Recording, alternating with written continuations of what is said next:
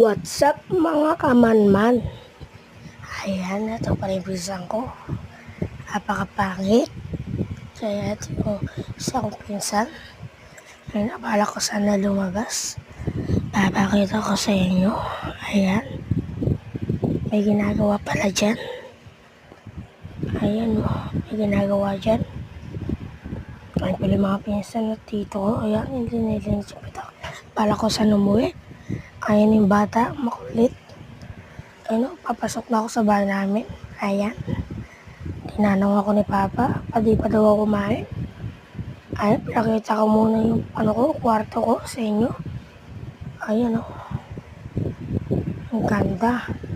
Guys, magpapakita pa ako ng pirma. Kung gusto mo magpipirma dito lang.